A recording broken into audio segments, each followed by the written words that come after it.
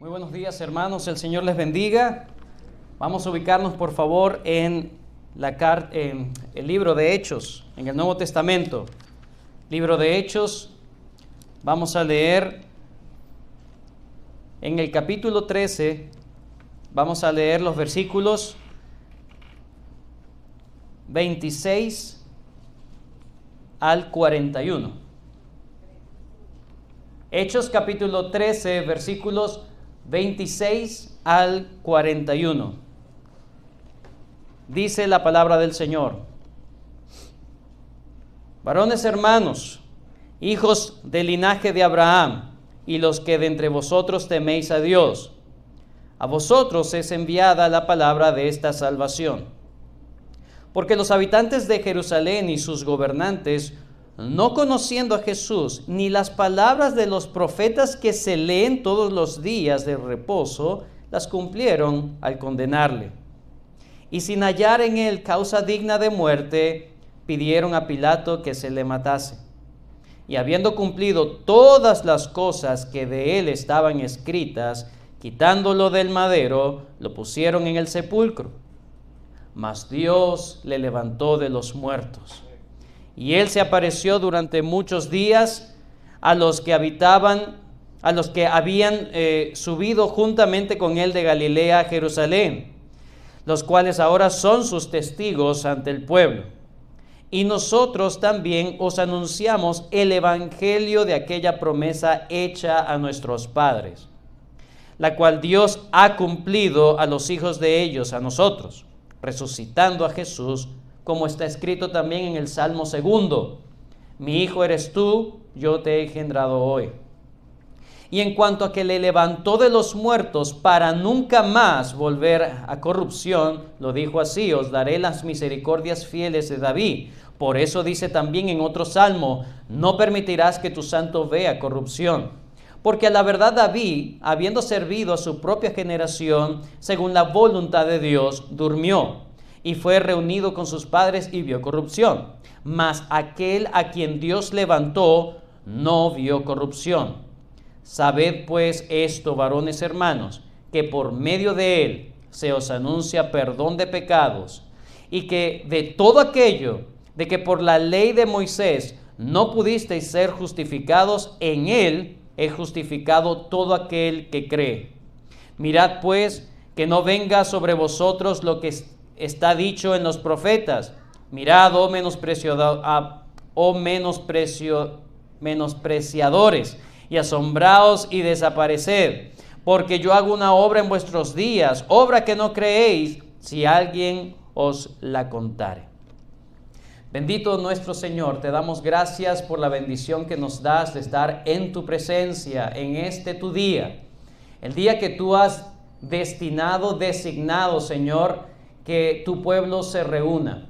Te damos la bendición, te damos la gracia por esta gran bendición de que nos permites estar en la iglesia. En medio de tu pueblo, Señor, podemos darte alabanza por medio de cánticos, por medio de oraciones, por medio de, en este momento, Señor, la lectura de tu palabra, y ahora, Señor, en la atención a la predicación, a la exposición. Ayuda al predicador en sus deficiencias, en sus torpezas, Señor, que a pesar de mí, tú hables a tu pueblo. Y bendiga, Señor, a todos los oyentes en esta mañana, de tal manera que seamos edificados, tú seas glorificado en nuestras vidas. Te damos gracias, bendice el resto de las iglesias que se reúnen, Señor, iglesias verdaderas que se reúnen en tu nombre en este día. Bendice a tu pueblo y te damos gracias por este tiempo, gracias porque podemos ser escuchados y recibidos por ti, en el nombre de Cristo Jesús. Amén. Hay algo que es evidente en todo el mundo. Existe un pueblo muy particular, existe un pueblo muy especial de los cuales muchas personas conocen. Es un pueblo que se le distingue no solamente por su cultura, no solamente por su sistema alimenticio, no solamente es un pueblo que llama mucho la atención, es muy particular no solamente por su idioma, ¿verdad? Su comida, sus fiestas tradicionales, su historia. Estamos hablando del pueblo de Israel, los judíos. Bueno, a muchos les llama la atención que las personas más ricas en el mundo son judíos, o por lo menos descendientes de ellos. Pero lo que diferencia a los judíos del resto del mundo, del resto de los seres humanos, no es tanto las cosas externas que ellos practican, ¿verdad? Como por ejemplo la circuncisión, u otros rituales que ellos tienen.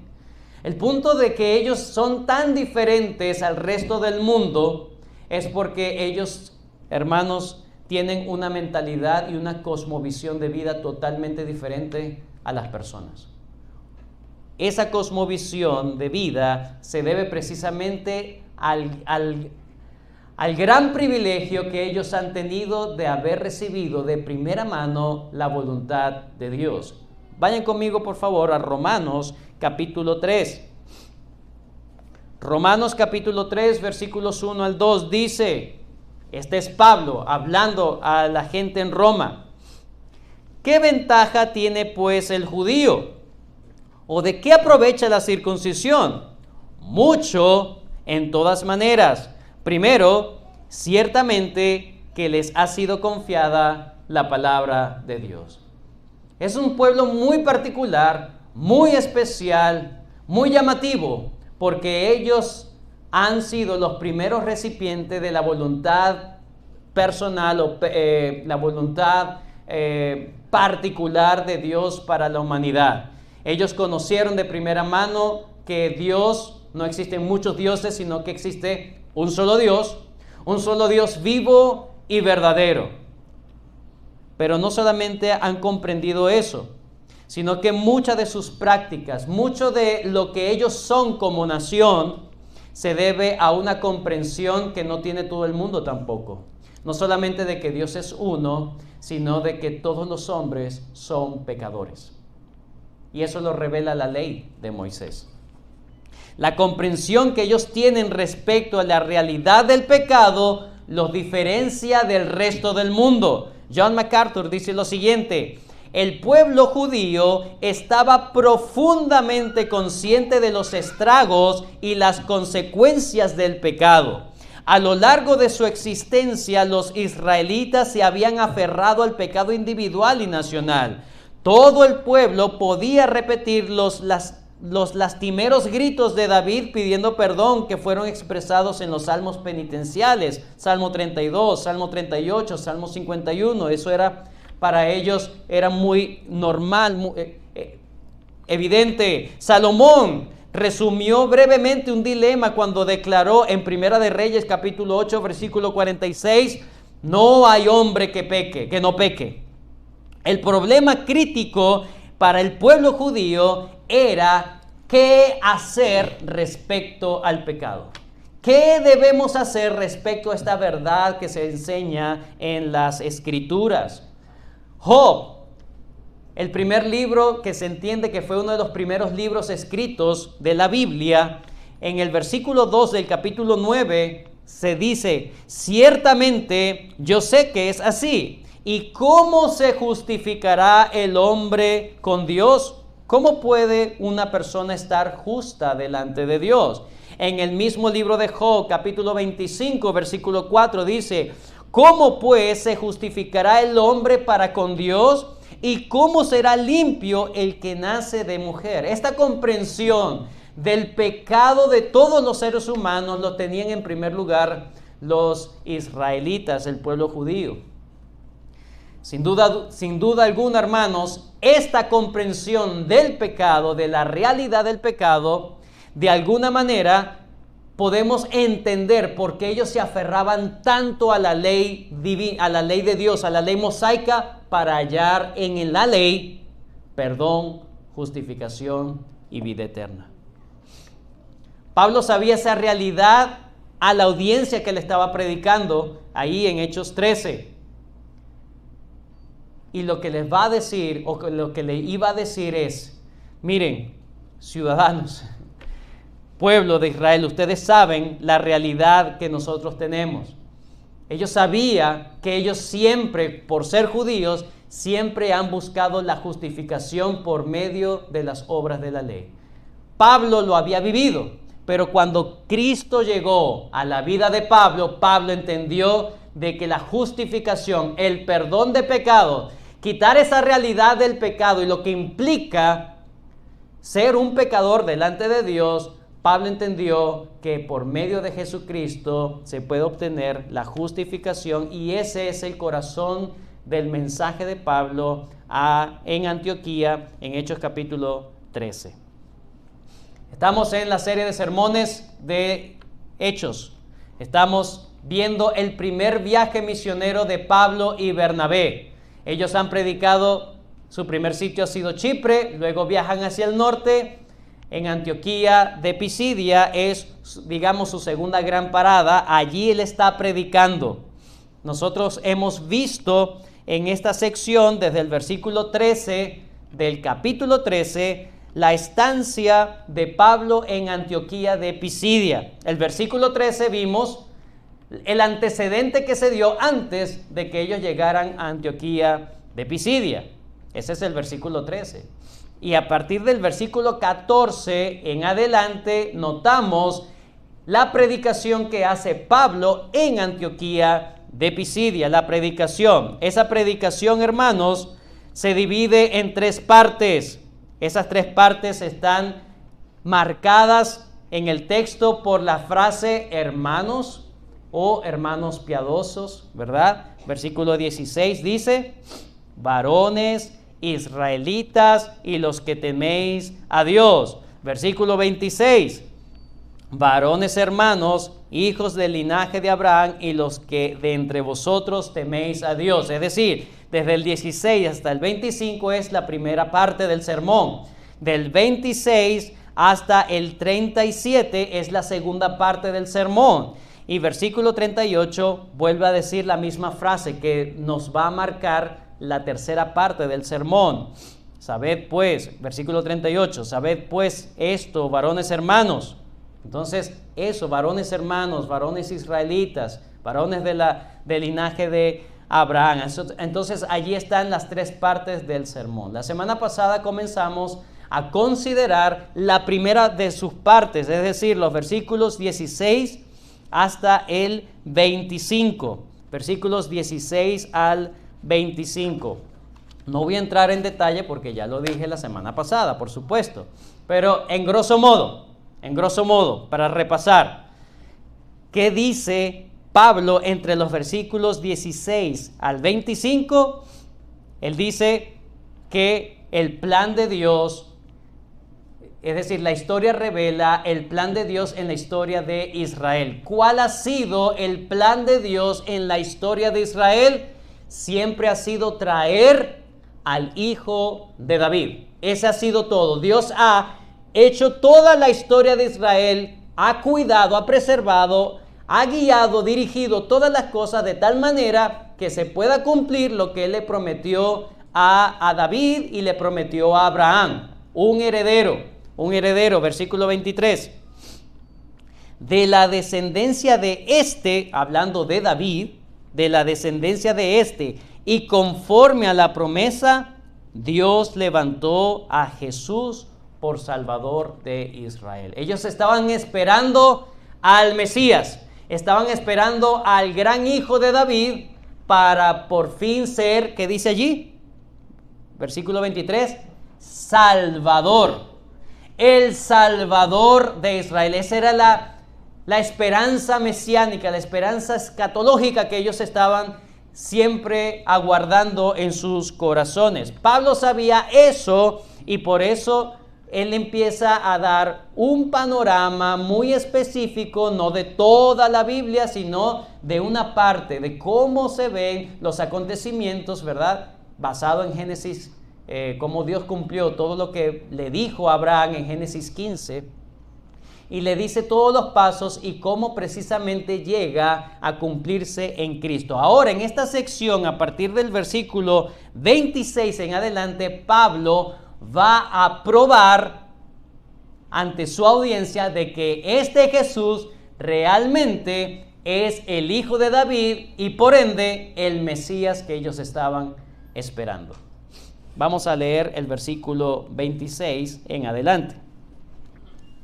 Varones hermanos, hijos del linaje de Abraham, y los que de entre vosotros teméis a Dios, a vosotros es enviada la palabra de esta salvación. En el 23 recuerden que Pablo dice, Jesús es el Salvador y a ustedes se le está anunciando la palabra de esta salvación. Versículo 26. Vamos con el 27. Ahora empieza a narrar, a partir del versículo 27, Pablo va a narrar los acontecimientos de la vida terrenal de Jesús. Pero no es interesante de que no habla todas las cosas que hizo Jesús en su ministerio en esos 3 años, donde sanó personas, donde enseñó, ¿verdad? Hizo milagros, tantos milagros hizo que un fariseo le llegó en la noche, en algún momento al Señor Jesús, llamado Nicodemo, y le dijo, sabemos que has venido de Dios, porque nadie puede hacer las cosas que tú haces si Dios no está de su parte. Ellos sabían que ese Jesús tenía algo especial, algo en particular. Pablo ahora les va a decir, no le va a decir estas cosas grandiosas, señales que hizo el Señor Jesús, sino que se va a enfocar en solamente 2 cosas de la vida del Señor Jesús. 2 cosas.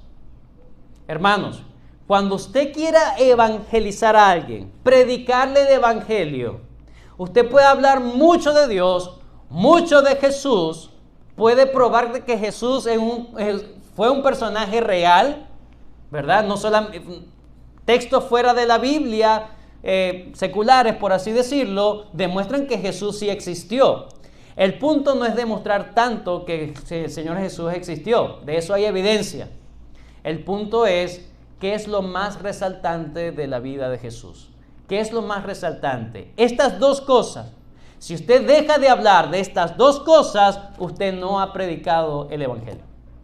Número uno. Pablo habla de la muerte de Jesús. Pablo habla de la muerte de Jesús. Vayan al versículo 27 en adelante. Porque los habitantes de Jerusalén y sus gobernantes, no conociendo a Jesús, ni las palabras de los profetas que se leen todos los días de reposo, las cumplieron al condenarle. Las cumplieron al condenarle. Sin hallar en él causa digna de muerte, pidieron a Pilato que le matase. Y habiendo cumplido, una vez más lo repite, cumplir lo que Dios había prometido. Y habiendo cumplido todas las cosas que de él estaban escritas, quitándolo del madero, lo pusieron en el sepulcro. Versículos 27 al 29 nos dice todo lo que debemos entender de la muerte de Jesús. El Señor Jesús murió no por un asunto accidental. No fue por un simple complot de los judíos con los romanos. No, es que Dios ya había decretado esa muerte, ya lo había profetizado. Aquí dice que lo hicieron por ignorancia. Aunque se habla de los gobernantes, allí estaban implicados todos los judíos de aquel momento.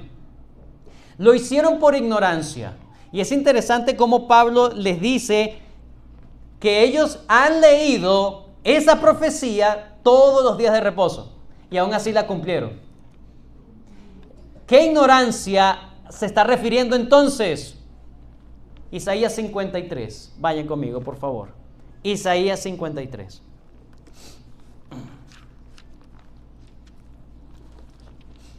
Quiero que por favor aquellos que tienen algo para subrayar, subraye esto. Voy a leer completo Isaías 53 y vamos a resaltar estas cosas. ¿Quién ha creído nuestro anuncio y sobre quién se ha manifestado el brazo de Jehová? Subirá cual renuevo delante de él y como raíz de tierra seca. No hay parecer en él ni hermosura, le veremos más inatractivo para que le deseemos. Despreciado y desechado entre los hombres, varón de dolores. ¿Varón de qué? Iba a sufrir.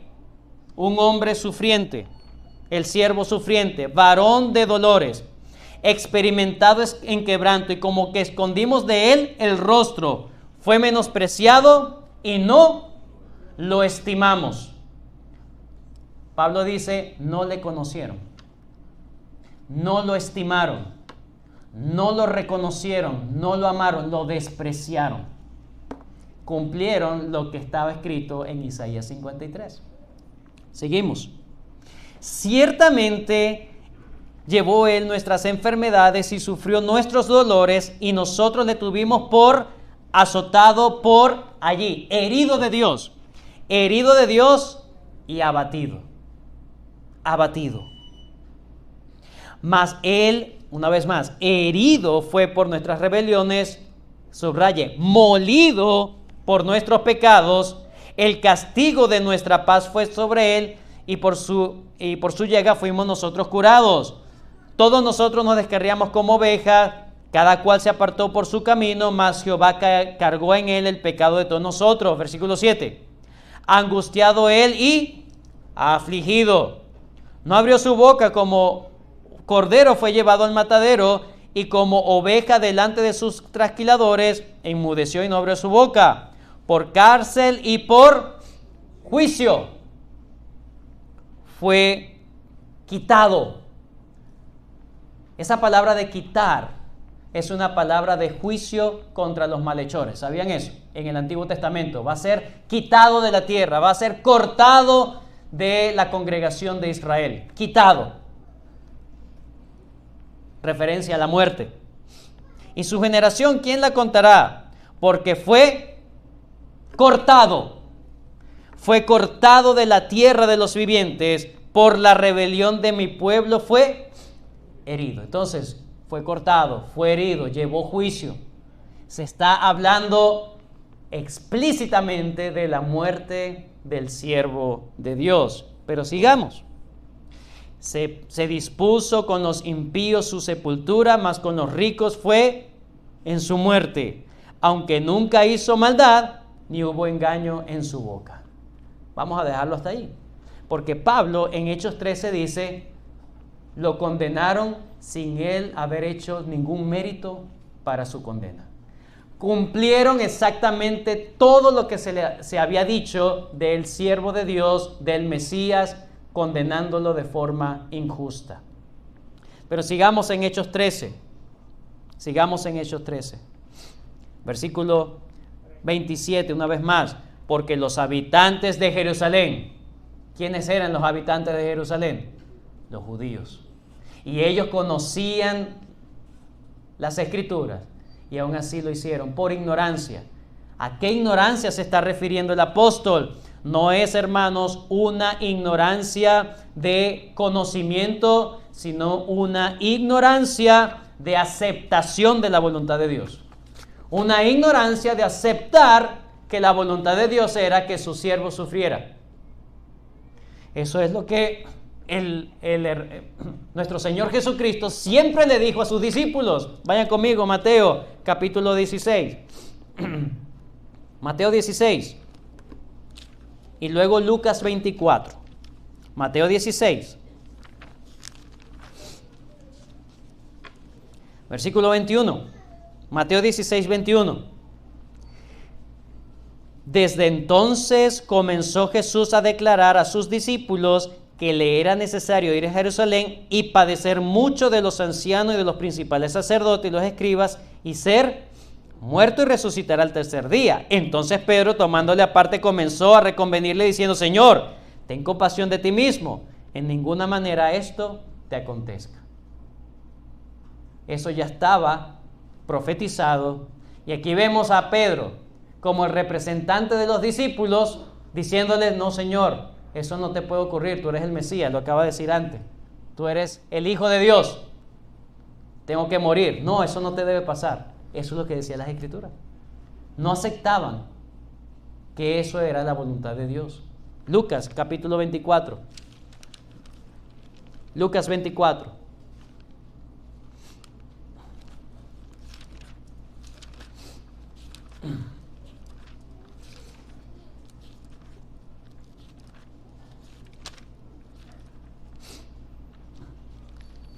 Versículo 5. Y como tuvieron temor y bajaron el rostro a la tierra, le dijeron: ¿por qué buscáis entre los muertos al que vive? Versículo 6. No está aquí, estos son los ángeles, sino que ha resucitado. Acordaos de lo que os habló cuando aún estaba en Galilea, diciendo: es necesario que el Hijo del Hombre sea entregado en manos de hombres pecadores, que sea crucificado y resucite al tercer día. Versículo 25 del mismo Lucas 24. Entonces él le dijo, el mismo Señor Jesús: oh insensatos, tardos de corazón, para creer todo lo que los profetas han dicho. ¿No era necesario que el Cristo padeciera estas cosas y entrara en su gloria?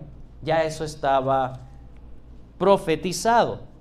Entonces ellos cumplieron no porque desconocían las Escrituras, sino porque no aceptaban la voluntad de Dios. Warren Wiersbe dice, les explicó, hablando de Pablo, les explicó por qué sus dirigentes de Jerusalén rechazaron y crucificaron al Mesías de la nación.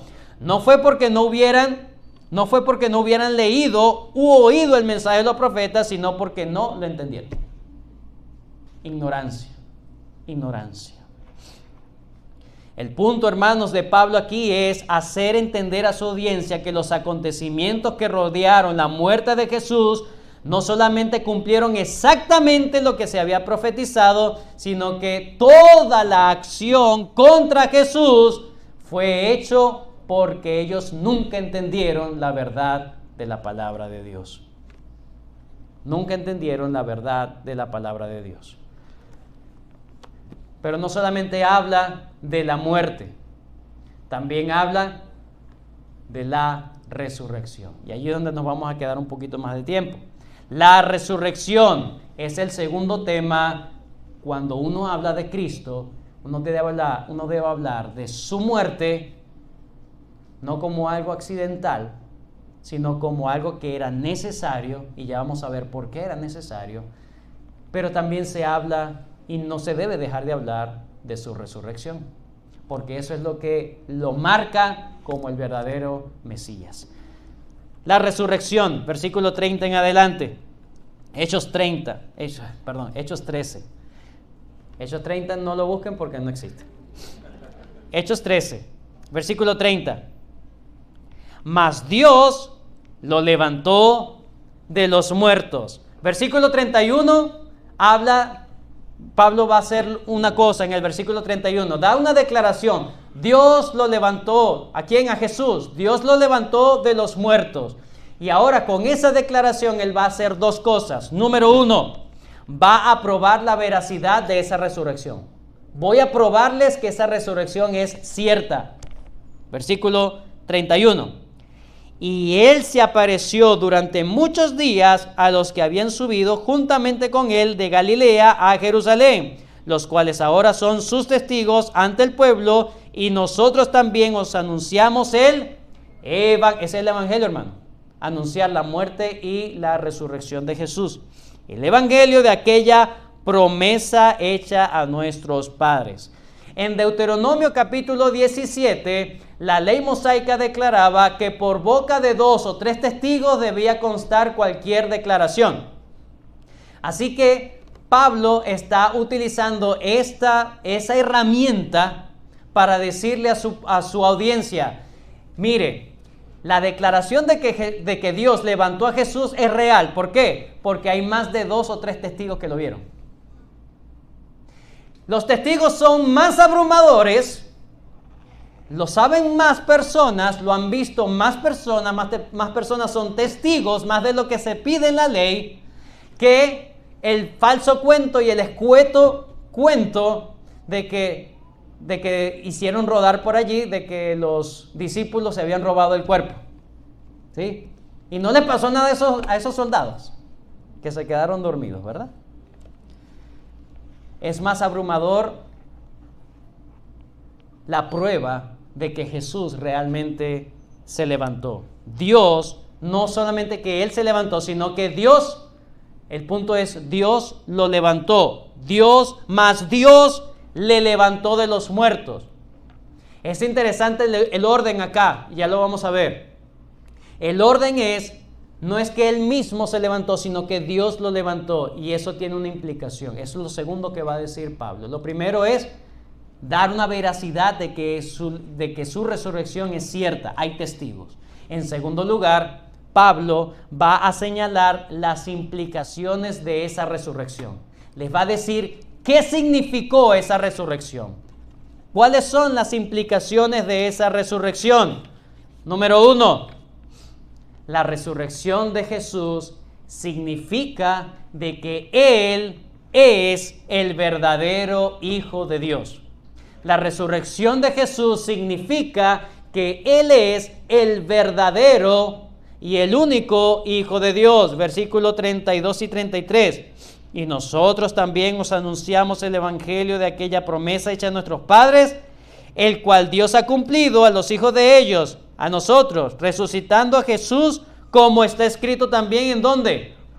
En el Salmo 2. Mi hijo eres tú, yo te he engendrado hoy. ¿Qué es el Salmo 2? El Salmo número 2. Vamos rápidamente. Salmo 2. Es muy interesante el Salmo 2. Porque Pablo usa el Salmo 2 para decir lo que significó la resurrección de Jesús. Salmo 2. Lo leímos al principio, en el culto, pero vamos a repasarlo rápidamente. Salmo 2. El Salmo 2, hermanos, es un salmo que se llama un salmo de entronización. Es un salmo que cantaban los judíos cada vez que un rey ascendía al trono de David. La esperanza de los judíos era que ese rey que se estaba entronando allí era el hijo de David esperado, el Mesías. Por eso le llaman el ungido de Jehová. Se le daba el título de el Hijo de Dios. Entonces, aunque esto se aplica totalmente a Jesús, en ese momento ellos estaban simplemente anticipando lo que significaba el Salmo 2. Vayan conmigo, versículo 1. ¿Por qué se amotinan las gentes y los pueblos piensan cosas vanas? Se levantarán los reyes de la tierra y príncipes consultarán unidos contra Jehová y contra su ungido, diciendo: rompamos las ligaduras y echemos de nosotros sus cuerdas. Un complot contra el ungido de Jehová. Versículo 4. El que mora en los cielos se reirá, el Señor se burlará de ellos. Luego hablará a ellos en su furor y los turbará con su ira. Pero yo he puesto mi rey sobre Sión, mi monte, mi santo monte. Yo publicaré el decreto. Jehová me ha dicho: mi hijo eres tú, yo te engendré hoy. Pablo está diciendo, Cristo, Jesús resucitó, y le aplica el Salmo 2 diciendo, esa resurrección significa el testimonio público de Dios, no de los hombres, de que Él era su hijo. En el tiempo de la entronización de los reyes de Judá, quienes veían todo eso declaraban: he ahí el Hijo de Dios. Por supuesto que no era. Sin embargo, esta declaración no fue hecha por personas, fue hecha por Dios mismo. Dios levantó a su Hijo. Eso es lo que significa la resurrección de Jesús, hermano. Es un testimonio público de que Jesús es el Hijo de Dios. Romanos capítulo 1. Romanos capítulo 1. Versículo 4.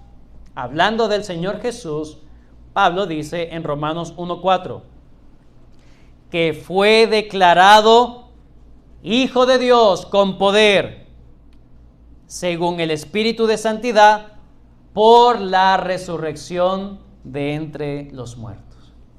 ¿Qué significa entonces la resurrección de Jesús? De que Él es el verdadero Hijo de Dios. El verdadero Hijo de Dios. Ahora, síganme en este argumento, por favor. Cuando los judíos hablaban del Hijo de Dios, estaban viendo entronado a un descendiente ¿de quién? De David. Por lo tanto, ese descendiente de David, Hijo de Dios, tenía todo o iba a ser el heredero de todas las bendiciones que Dios le prometió a David. Eso es lo que dice Pablo más adelante. Si él es el Hijo de Dios, él debe tener entonces todo lo que Dios le prometió a David. Hechos 13. Hechos 13.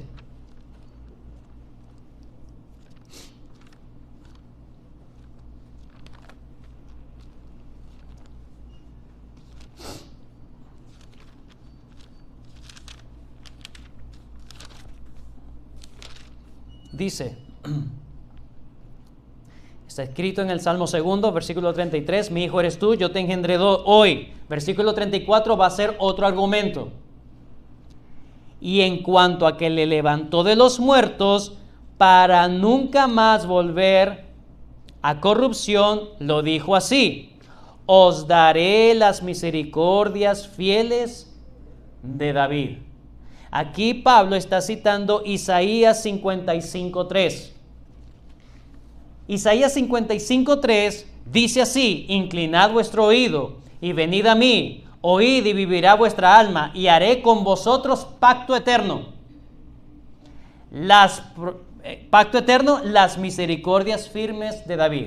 Es decir, Pablo está diciendo que Jesús, por ser el Hijo de Dios, es heredero de todo lo que Dios le prometió a David, por el pacto que Dios hizo con David. El punto que vamos a preguntarnos es, ¿qué fue lo que Dios le prometió a David? ¿Qué le prometió Dios a David? Vayan conmigo, Segunda de Samuel, capítulo 7. Segundo libro de Samuel, capítulo 7.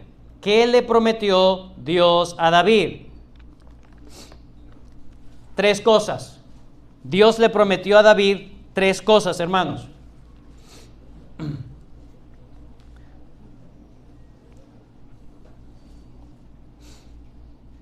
Número 1,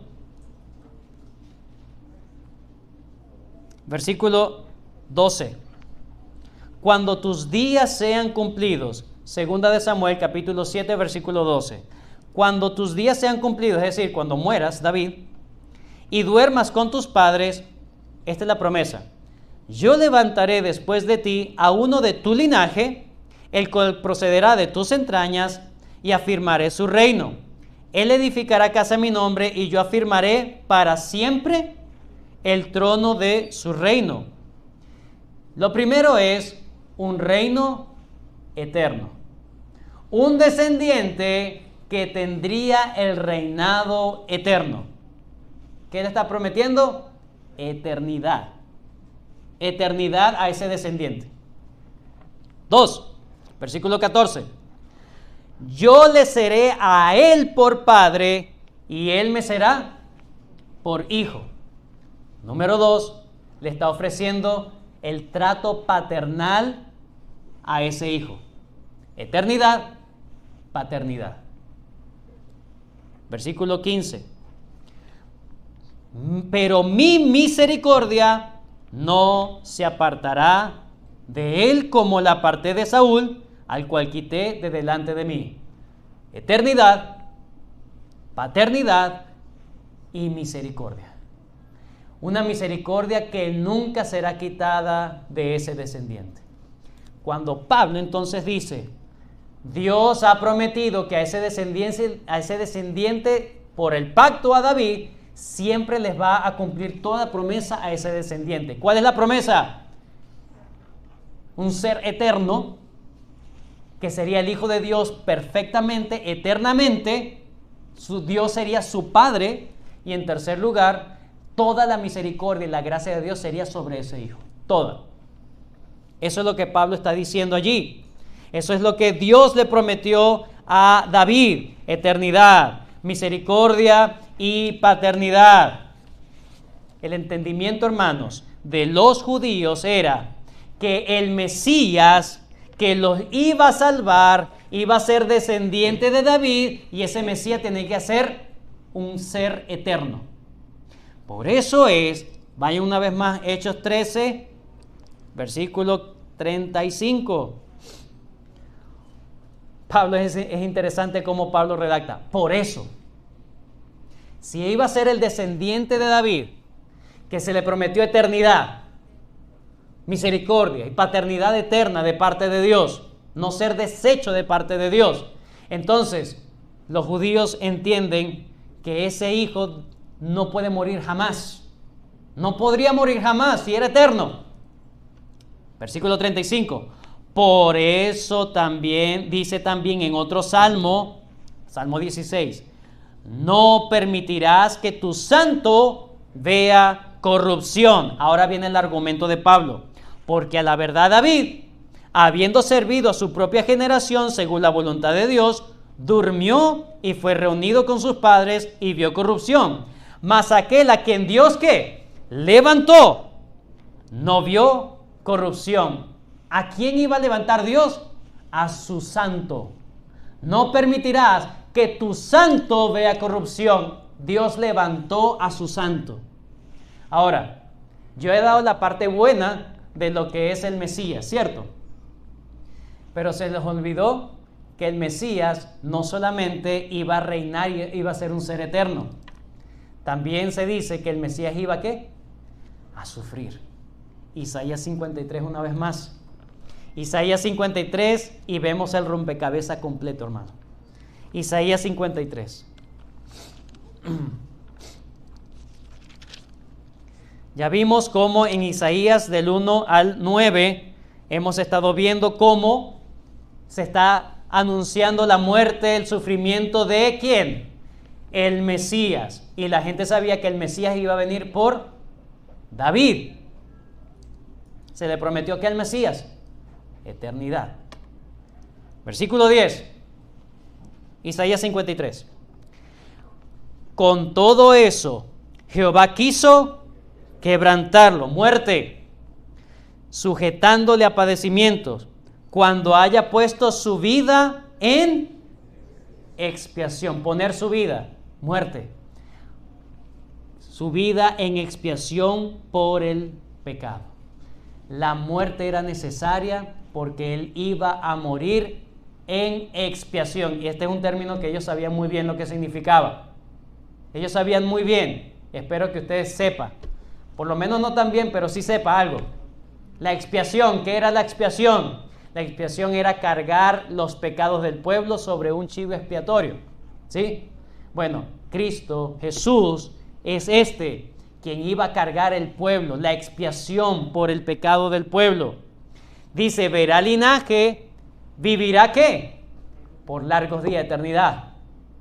Vivirá por largos días y la voluntad de Jehová será en su mano prosperada. Verá el fruto de la aflicción de su alma y quedará satisfecho por su conocimiento. Subraya.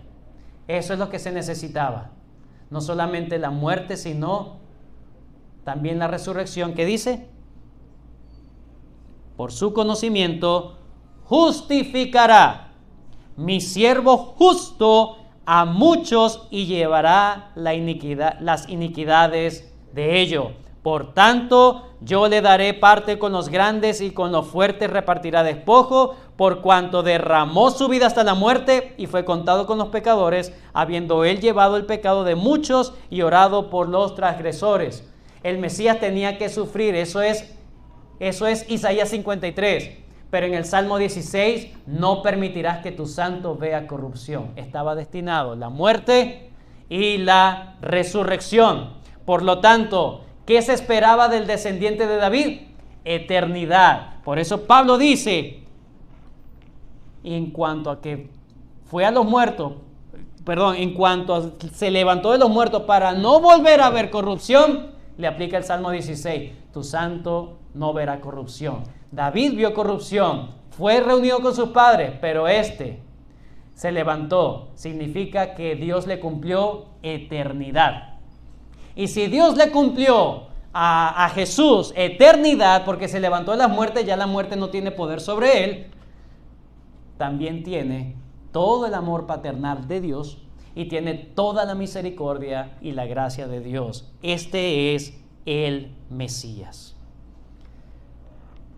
Ahora en el versículo 38, ese es el argumento. Versículo 38 es, acepta lo que te estoy diciendo. Acepta lo que te estoy diciendo. Versículo 38. es la invitación a aceptar a Jesús como el cumplimiento final del plan de Dios. ¿Cuál era el plan de Dios? Traer a ese Mesías, traer al descendiente de David. ¿Se cumplió? Sí, en Jesús están todas las pruebas. Murió como se tenía que morir el Mesías. Y resucitó como también se había anunciado que iba a resucitar el hijo de David, el Mesías. Tiene todo. Tiene eternidad, tiene misericordia y tiene paternidad de Dios. No se olvide de eso, hermanos. Ahora, lo último que hace Pablo en este sermón es invitar a que acepten ese mensaje. Versículo 38. Es la última parte del mensaje.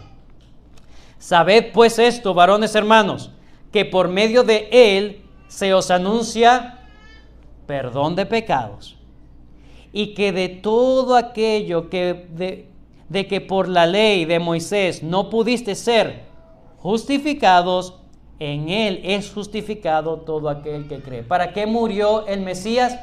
Para justificar a muchos, para morir, para redimir a muchos.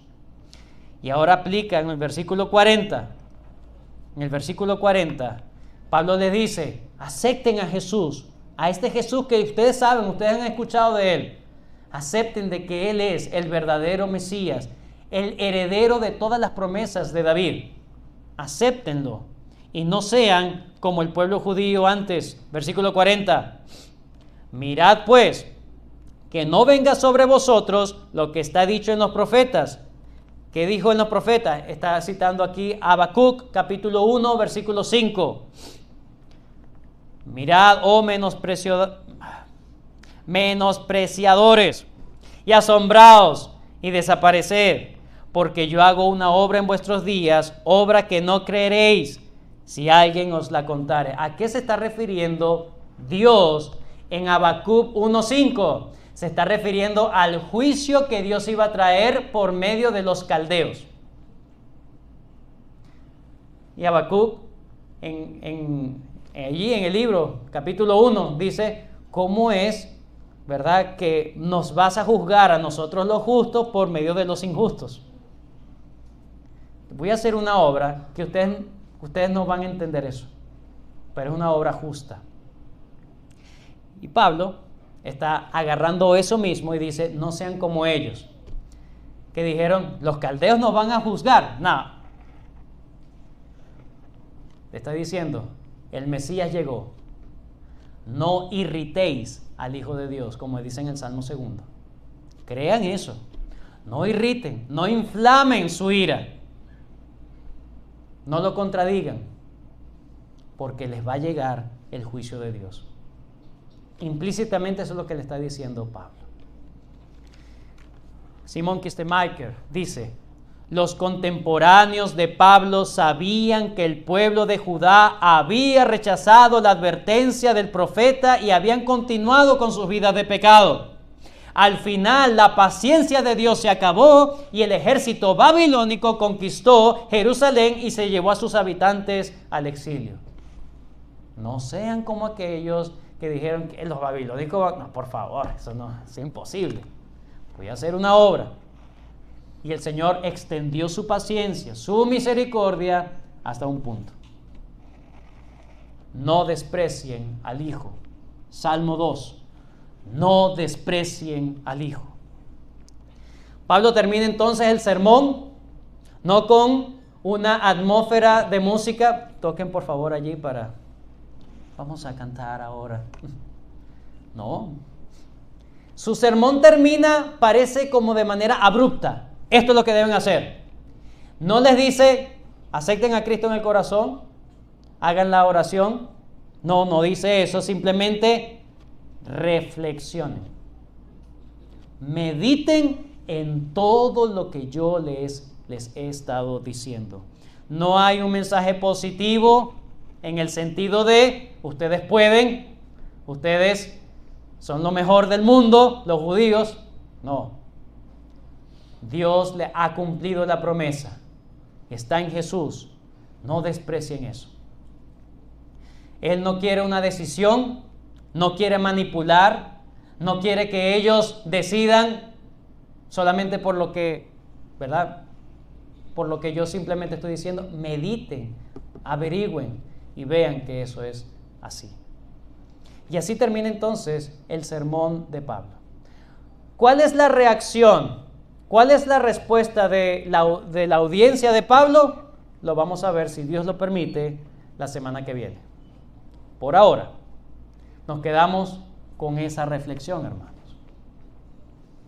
Y esa reflexión tiene muchas implicaciones. Hermanos, el problema más grande de la humanidad no se llama la subida o la bajada del petróleo, ni del dólar, ni la gasolina, ni el gas, ni las cuentas bancarias en cero. El problema más grande de la humanidad se llama pecado. Un entendimiento incorrecto de lo que es el pecado es un entendimiento incorrecto de lo que es Jesús. Porque Jesús vino a salvarnos del pecado. Si no entiendes lo que significa el pecado y los estragos que hace el pecado en nuestras vidas, que nos conduce a la muerte, ¿de qué le sirve al hombre que gana el mundo entero pero al final pierde su alma? ¿Pierde su alma en dónde? En el limbo. ¡Ay, estoy perdido! No. Bajo la ira y el juicio de Dios. ¿De qué te sirve ganar el mundo entero si estás condenado por la ira de Dios? El único que te puede salvar es Jesús. Por eso le llamamos Salvador. Salvador. Pablo sabía que su audiencia estaba siempre expectante del Cristo y así les da una buena noticia. Llegó el Cristo, llegó el Mesías, llegó Él. Y en Él, solamente en Él se cumplen las promesas de Dios. Pero hay algo mucho más hermoso. No solamente que Jesús es el Mesías, quien tiene todas las bendiciones que Dios le prometió a David. Como aprendimos esta mañana, hermanos, los que están en Cristo reciben lo mismo que se le prometió. Jeremías capítulo 31. Jeremías capítulo 31. Recuerden que esas promesas fueron por un ¿qué? Un pacto. Un pacto que Dios hizo. Jeremías capítulo 31.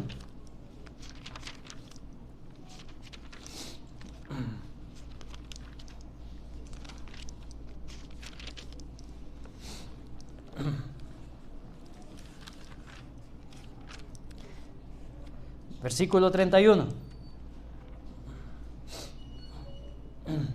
He aquí vienen días, dice Jehová, en los cuales haré nuevo pacto con la casa de Israel y con la casa de Judá.